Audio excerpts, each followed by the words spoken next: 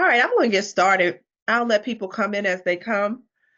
One, I think I want to just say welcome to all my educators, people who care about faculty in STEM and just care about faculty success.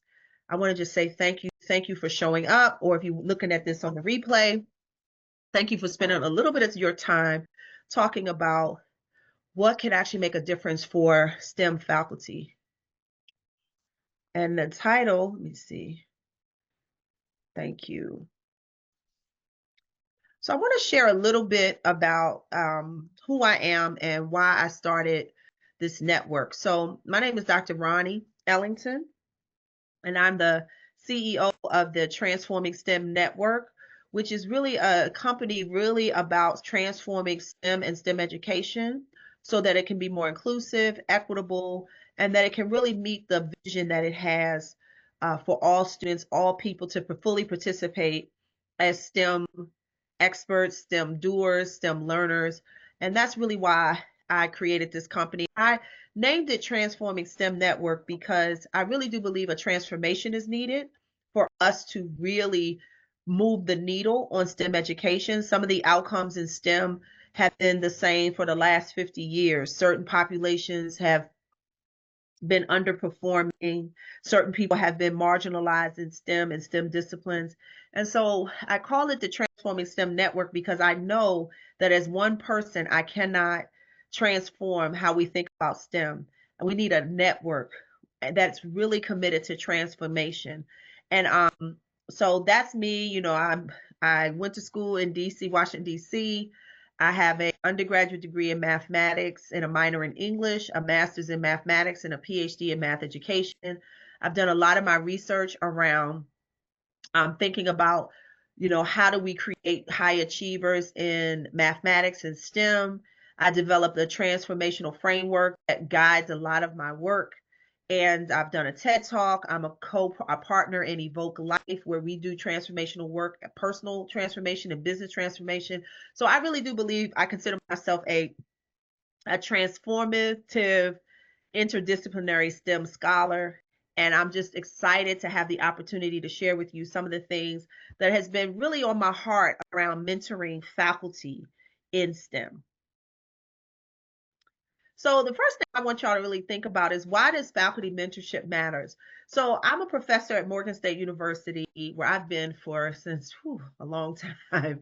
And one of the things that I realized, I was able to be successful at Morgan, even though I didn't necessarily have formal mentoring. I did have people who cared about me and really looked out for my best interests as a faculty member. And I believe that mentoring, although we talk a lot about mentoring students in STEM, we don't talk as much about mentoring faculty. And I believe that faculty are the heartbeat of institutions. So if they're not well, then they can't really support students well. So I believe that faculty well-being plays a vital role in achieving success in STEM, and we need educators to thrive and be supported. And so faculty mentorship, to me, is where we need to be moving towards. Like, how can we really foster effectiveness, support, and well-being for faculty so that they can be models for students? No student want to enter a field where they see their professors and those who are taking care of them burnt out. That's not a good marketing tool, I would say. So that's one of the things I'm really committed to, is that faculty are mentored, and it really does matter. It really helps them not only in their professional development, but their personal development as well. So what is mentorship?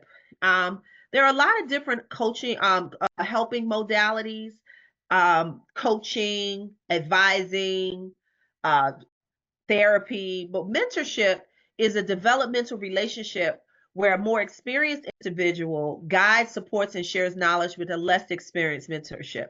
And that's not always true. There actually are some mentor arrangements that really, where you have junior faculty supporting senior faculty, and we call that reverse mentoring. But primarily, mentorship is about a senior person sharing knowledge, supporting, and someone who's less experienced. And one of the main goals of mentorship is to foster professional growth, promote collaboration, and create an environment that will allow for innovation and learning for not only the mentee, but the mentor as well. So there are different models of mentorship. There's the standard form usually is this one-on-one mentorship model where you have an individual mentor assigned to a mentee, and then that mentor provides personalized support and guidance for their mentee. You have peer mentorship where you have peers coming together to collaborate and support each other, sharing ideas and insights. You have some group mentoring models that where you have mentors working in groups and you actually get diverse perspectives in a group mentoring arrangement. I also mentioned reverse mentoring. I just got familiar with that not too long ago, where you have a junior person who is mentoring a more senior person around some new innovations, because new folks may know new things that they can mentor more seasoned people in. There's all kinds of ways that this one-on-one peer mentoring and group mentoring takes place. But the key component to all these mentoring models is supporting faculty in their development, not only their professional development, but their personal development. And what specifically I really want to dig into is what makes the mentoring of minority and historically marginalized faculty important. So as a Black woman, and you might can see that, I realized that a lot of the heavy lifting of student support rests on my shoulders. And that's not only true at HBCUs, but that's true at predominantly white institutions, tribal colleges. A lot of minority, particularly women faculty, African American faculty are asked to not only do their own research and other pursuits in the academic space, they're asked to take on a lot of the load of supporting students, particularly minority students. So we really do need to take care of these faculty because they are the ones who are shouldering students through the process a lot of times.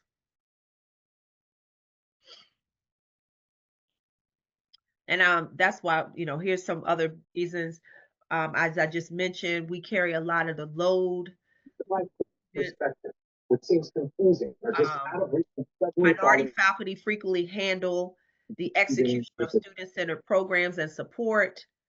Mentorship is essential for minority faculty to ensure that they have access to resources, networks, and opportunities.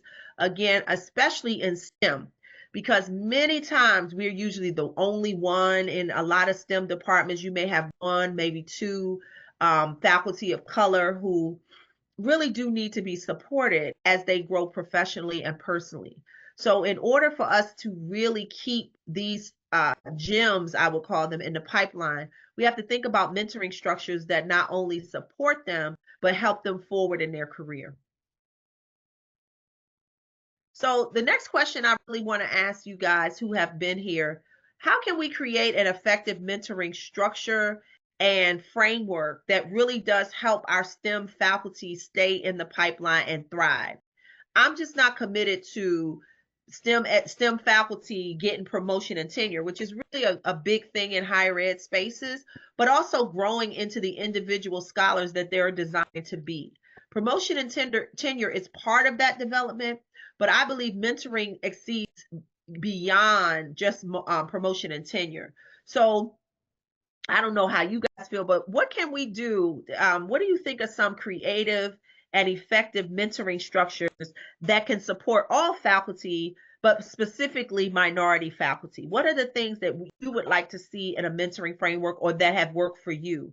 And if anybody is on, they want to share, they can. Any answers to that? Is there any structures that you've been a part of that were really effective in helping mentor you, whether it's a STEM faculty member, a STEM professional, that you would like to share?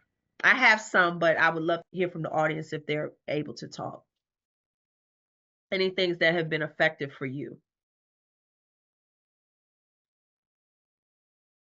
Well, if you jump in and you think of any, do so. One of the things I know has been effective for me is really being on projects with senior people. I have a mentor, Dr. Leonard, who took me under her wing. She didn't know me Shout out to Dr. Jacqueline Leonard, who's been my mentor for over a decade. And I met her at a conference. And I don't know if I was presenting or something, but she walked up to me at the end. And by then, she was already a senior faculty member doing great work, still is. She's retired, but she ain't never retired. And she really she invited me to join the math education professional organization called Benjamin Banneker. She brought me in on a conference that she was doing. I got to meet major names in math education, and I got to work on projects with her. And one of the things she did was she literally just reached out and said, you know, I think you can make a difference in this field. And so she took me under her wing, and I'm forever grateful for her just extending that courtesy to me. And I maximized that, you know, opportunity by being on projects with her. We co-authored a book together. We've done presentations together. But really, you know, senior people reaching out to junior people and letting them know that, hey, I see you. I see what you can do, and I'm going to actually support you in what you're up to. That makes a world of difference.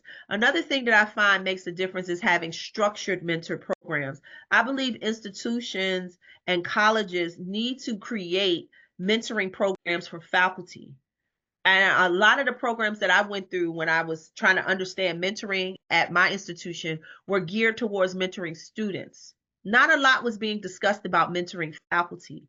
So I think that schools and universities need to start thinking about how can we create mentoring programs that focus on faculty, and then assigning, whether it's group mentoring model, one-on-one model, what people have someone that they can come to when they're having challenges, when they need support, when they need network building. These are the kinds of things I think need to be done more intentionally, and not just the informal situation that I mentioned with Dr. Leonard.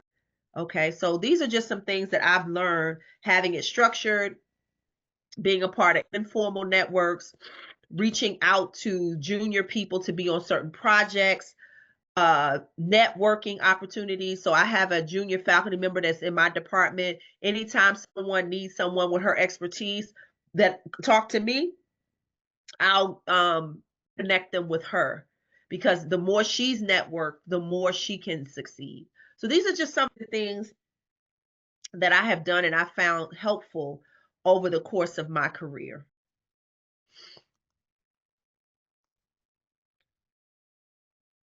So how do you create an effective mentoring structure? So these are just, again, some bullet points to think about.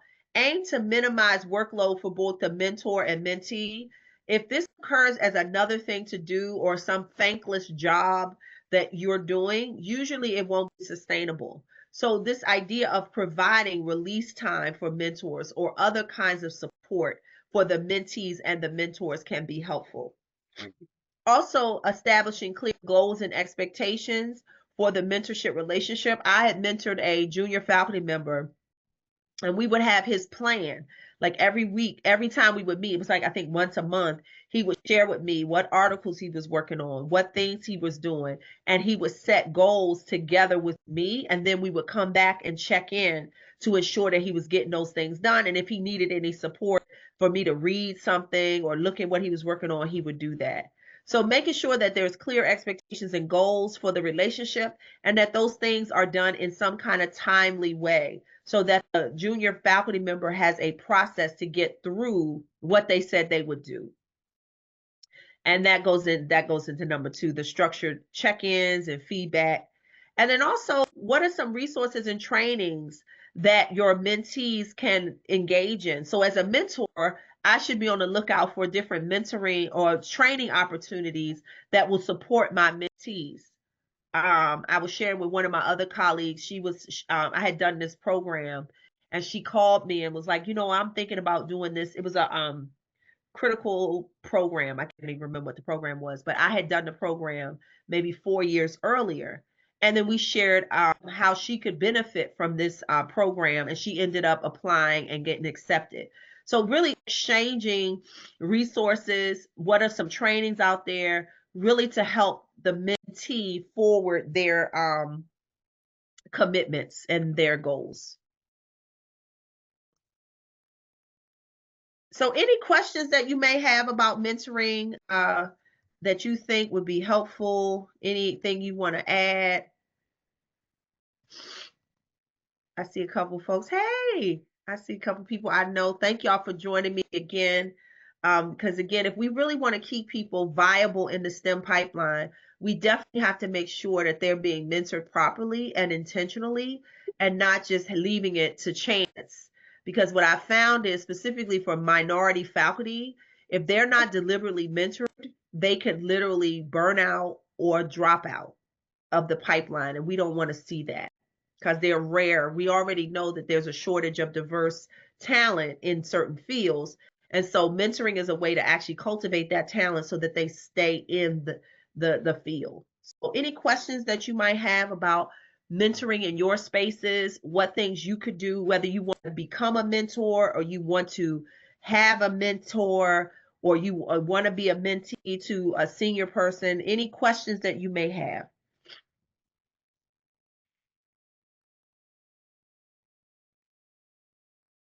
Okay. Hi, Ronnie. This is Paul. How you doing? How are you guys? I just have a comment. It's not meant to be related to faculty, but I was a mentor of robotics, and Okay. it was a nonprofit organization, and we had students from multiple schools, like Duval High School, Greenbelt, various schools, and as well as homeschool students. And I was a mentor. What supported me was the parents. If Okay. parents weren't there, I participate, and it was very difficult for me. And I had some adult mentors in the profession, like Howard University students came to help mentor, and also a gentleman that retired from the patent office. Mm-hmm. What Uh, kind of structure did you guys employ to be effective? How did y'all set up your mentoring program? it was like one day, let me see, 4 days a week. There was like we set it up at a high school. We had a robotics kit, and the way we structured it, we had a chalkboard, and we would describe system engineering to the students, like how to very very high level system engineering, like how to build, how to come up with requirements, how to design it, how to build it, and how to test it. And Oh, wow. And and this was 4 days a week? yeah, 4 days a week for 3 months. Like we started in January, it ends in April. Wow. Every And what had them stay engaged? That's a big commitment. What was it about the program that you felt kept people engaged in that mentoring program? uh the students wanted to do things like we had electronics, little small electronics, putting little electronics together. We had a little software tool called LabVIEW that eighth grade person could learn it, and we had mechanical structures that we had to put together. But we had a mechanical mentor that he had his shop. He owned his own shop that helped the students build it. So what engaged them was we let them put their hands on it. Mm. We didn't we definitely didn't try to build it for them. We had them build it, and we helped them along the way, and they were excited. Oh, let's connect these two electronic pieces together. Let's try to program this code, and we had people to help them learn how to do it. Very high level, simple graphical user interface coding, like drag and drop boxes and connect lines. And mechanical part was putting aluminum, how you say, connecting pieces together. There was aluminum, and the shop guy, he welded it. He helped them weld it together. So it's interesting, as you said, this was a student focused mentoring, but as I think about the projects, even as a faculty member or as a seasoned professional, this idea of being engaged in projects with your mentee, with your mentor, sounds like they were active participants in whatever was going on, and that helped them stay engaged in that relationship. Would you say that that was a key pillar of your program? Yeah, yes, it was. Yeah, Yeah. making them stay engaged. Make sure they had like, oh, when we were designing on the board, we have each student go up and draw a design on the board, and then we would go through and put weights, like weights, which one, like some weights, we would label some weights on the side, and we would say, okay, which robot can do this better? Mm-hmm. Which design looks like it can do this better? And then we get down to 3 diagrams out of 10, for example. 10. We had like 15 or more students. 15 students put things on the wall, and we narrowed it down. We had the two students talk one to another and say which Okay. one you think can do it better. The designs couldn't do everything. You know, one could maybe kick a ball better. One design could pick up a ball better. One design could push a ball better. Right, right. So Yeah, I thank you so much for sharing that's that, all. because I Okay. think what it really points to is whether you're mentoring students or you're mentoring early career faculty or even people in the field, this idea of having them engaged in something that really matters to them and that they're interested in. I think that's what Dr. Leonard did with me. I mean, I was a faculty member, but there were things she was engaged in. She gave me an opportunity to participate in that really were aligned with my interests. So I think as we're thinking about mentoring arrangements, what is it that whether it's the student or the faculty member, I'm focused more on faculty, but whether it's students, faculty, or people in the field, what are they interested in, and how can this mentoring relationship forward what they care about? So not only does it impact them professionally, but personally. I heard you say that these students were excited to come. They learned something, and it was something that was really something that they wanted to continue to develop in. And I believe that at the heart of mentoring is that excitement about whatever you're engaging in. I like that. Anybody else have any experiences with mentoring that they want to share that really was effective? I do. Um, I had more of a one-to-one mentoring Mm-hmm. where a person, she selected me because I'm a seasonal professional, and her thing was in policies. Oh. And she came to me and was like, you fit this niche that we need. Uh-huh. And because of that, I learned better vocabulary words.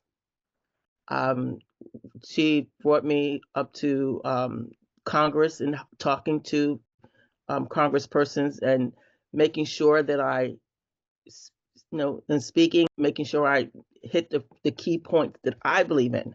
So it wasn't so much as it was a joint relationship. She needed me, but because something that you said, engage in what you believe in, for Mm-hmm. me, getting STEM into areas of those who are underrepresented. A Mm-hmm. lot of times, even though I was the only one there to make sure I articulate my words, to make sure they understood and they heard me. Wow. And that's She what sought you out, Majida. She sought you out for what she saw in you and what your niche was. she did.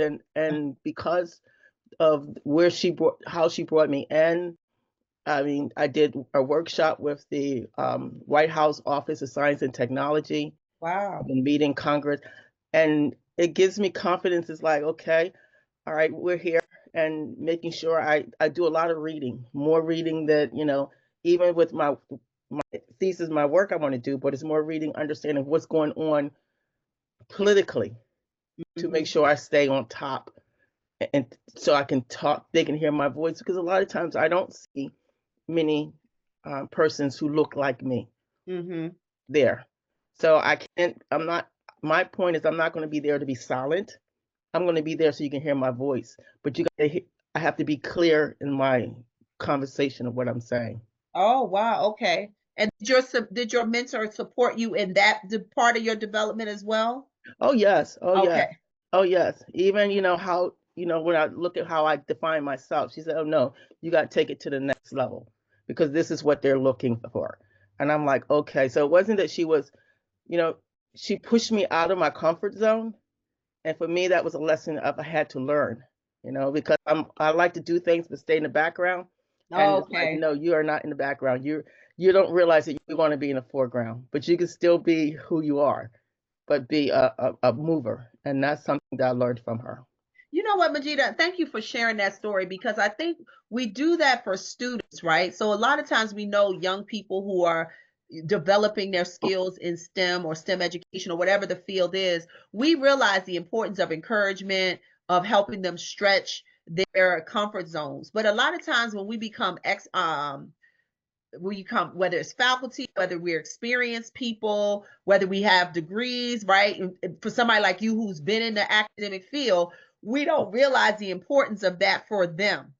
I think this idea of helping each other, even if we've reached a certain level of prestige or expertise, there's value in having a mentor because they will stretch you beyond what you thought you could do. Very much so. Yeah, I think that's why I think for me, I'm really committed to this faculty mentoring and this, mentoring people in the field, because sometimes I think we push those people aside and we say, well, we're going to work with the young people, which has its value. But there's some of us who have not reached our full potential, and through a mentoring relationship can have access that we wouldn't have otherwise. And I think your story speaks to that. Thank you for sharing. I think that's a real valuable thing to say, that none of us are finished. Even those of us who've been in the game, for somebody like me over 20 years, I know Paul been in the game a long time. There's still room for us to grow and develop and to contribute. And I think mentoring is a way for you to actually tap into that, where you have someone who's really committed to your personal and professional growth. I think everybody needs a mentor. Everybody needs a coach. Everybody needs someone that is in their corner so that they can reach their full potential, no matter where you are, what phase of your career you are. All right. Thank you for that. Those were good. Those were good. All right. Backspace. Hold on, y'all. All right, backspace. Any other comments about mentoring? Because this is a short one. Let me see. I'm doing it back. I'm not doing it the right way. All right. So another thing I want to say is, what do you believe are the key components of a mentoring relationship?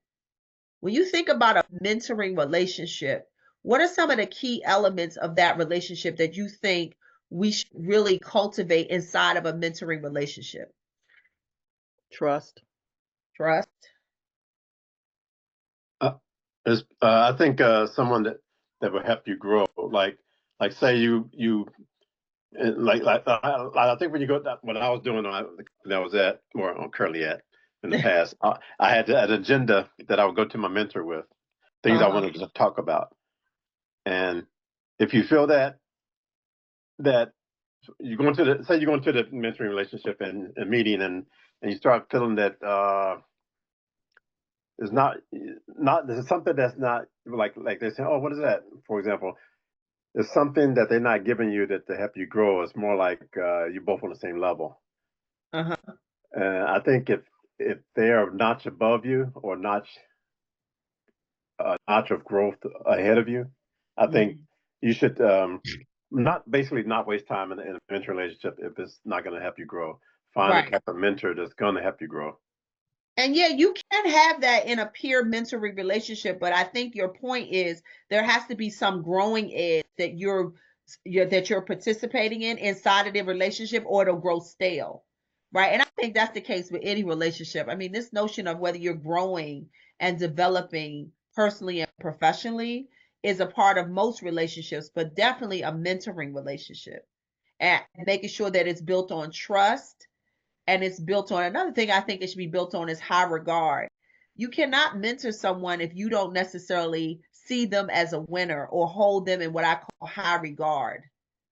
And that's what I felt Dr. Leonard did for me. I mean, she saw something in me that at the time I didn't see in myself. She saw me as an emerging scholar who really could contribute. And so with that view of me, she held me in high regard. She would give me hard things to do, because she was not an easy mentor. I mean, she would put me on projects and be like, I want you to do this. And anything she asked me to do to this day, I'll do. So I think too, this notion of helping you develop into your best self, whether it's personal or professional, that's something that's definitely important. Growing, developing, learning. And also one of the things I think also is structure. So you need trust, you need growth, and you need structure.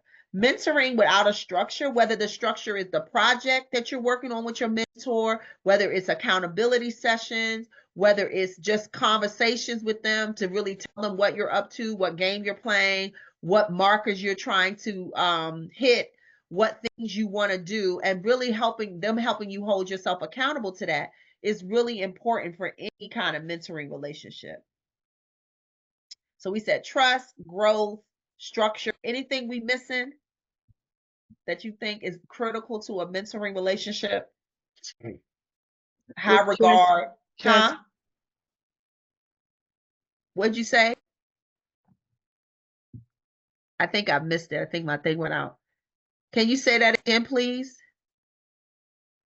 I was going to say transparency. That's a good one. Being trust. I mean, I'm going to trust you to bring me on to show me something. And you be honest about what is your, as a mentor, a mentor, how you say, one who's a mentor, the one who's doing the mentoring to let you know, this is what I want to bring you to. Right. And I think that's honest. I mean, you have, I mean, trust part is there, but that transparency, to understand where they're going and why they're doing this. That's a good point. And I think it's also true for the mentee to be transparent. So this transparency, this honesty, this openness should go both ways. Yes. So specifically for me, I'm pretty straightforward. You know that about me, Majida, right? But sometimes you got to deliver some news to your mentee or your mentor that may not be the best. So for example, if I'm mentoring someone in their writing, and they're trying to get published, there are certain standards of scholarship that are necessary to be published. And so if your mentee doesn't have those, you got to communicate that away. Yes, away in high regard and openness, but that's important that you learn how to communicate with this level of transparency and care that allows that person to grow. A mentor is not helpful if they only just pat you on the back. Yes, you need that. But sometimes you need to be critiqued in ways that's going to forward you in what you say you want. So I think this transparency goes both ways. And then the mentee, if something isn't working for the mentee, they need to have the space to share, okay, this isn't working for me. I need this. And be able to have that conversation as well in an open space. Yeah. So yeah, I think we got a good list of things. So we got trust, we got growth, we got structure, we got high regard, we got transparency, accountability, making sure that that mentee is really on the path that they say matters to them. Humility, as a mentor, I don't know everything. So sometimes it might be that I engage in reverse mentoring where my mentee is mentoring me on something. That's happening with my child who works for me. I get mentored with stuff I'm not good at, computers and whatnot and systems and whatnot. So there are times where I call them for mentoring because I'm not necessarily up to speed on certain things. So there's a certain humility that I think goes into the mentoring relationship as well. So that's it for me. So one, I just really want to recap. I want to go back and just say that mentoring to me is really important because we are up to something big as STEM professionals, right? Not everybody chooses to be a STEM faculty member or a STEM professional. It's very challenging to get degrees in STEM. Those of us who've done it know. And when we are in the job space, a lot of times it's assumed that we know what we may not know. And a lot of times in the STEM spaces, it's not okay not to know, or it's not safe not to show you don't know, because then the judgments are being made about you. So I just encourage us all to think about ways to mentor each other, to really support us in our growth and development. So I just want to say that, and that specifically when we think about it in the context of the academic space, that we're carrying a heavy load. A lot of times there's not a lot of us in these academic spaces. So when we are, there's got to be a deliberate effort to support us in our growth and development, because the more we grow, the more our students grow. The more we're poured into, the more we can pour into our students, or pour into our mentees, or pour into younger scholars, younger workers that really need our expertise. But if we don't mentor those of us in the field, a lot of times we don't have enough steam to stay because we get burnt out, we get tired, and then we just leave and we just shut the door behind us. So allowing this mentoring relationship to flourish can be a benefit to not only the person, but the organization. So that's all I wanted to say. And so I really want to just say, you know, I'm Dr. Ronnie. I do a lot of work around helping people get clear about what structures they need. You can help call me. I do clarity calls for organizations and folks that really are committed to transforming STEM and STEM education, whether that be a person, an institution, a school system. I do a lot of work around helping people get clear about what's the next thing for them to do inside of math, science, STEM, and engineering programs. I've worked with nonprofits to help them develop viable STEM programs. I've also consulted with businesses as they want to do programs for students. So if you're interested, I'll just invite you to send me a message on the Transforming STEM Network email. You can book a call with me. My calls are usually about, you know, $9.97 we say, but I do exclusive coaching. I'm also a certified coach. So I also book coaching calls as well as clarity calls for people who may want to hire a coach to help them to grow in whatever they're up to. I do that. But if you want to book a call with me or just have a conversation with me about what you're up to and you think we can partner, please let me know, because I do these webinars just as a way to get out there, to build the network of people. So I'm just really excited by the opportunity to really serve and really move the needle in STEM education. I'm really about transforming what we do. So please, you can do that. I want to say, I mean, this was pretty short, but I want to say thank you. Thank you for coming. I love you. I appreciate your time. Thank you for the people that came out to hear about the importance of mentoring. I encourage you to put in mentoring structures in your spaces so that people can really be supported. And if you have any questions about how to do that, you're welcome to contact me. So again, thank you for your time. And if you're interested in more content like this, you can look us up on Facebook, LinkedIn. I'm on YouTube. I'm on YouTube. Oh yeah, I'm on YouTube. I think I am. I'm building my infrastructure, so I'm always impressed by what Naj is doing. Thank you, Naja, for being my COO and getting everything together. Thank you, Majida, for coming, and Paul and Esther. I really appreciate it. And so if you want to have more content, if you have any ideas for content that you want to hear, as it relates to STEM or STEM education or the field of STEM, just let me know. And if it's inside my expertise, I'll be more than happy to create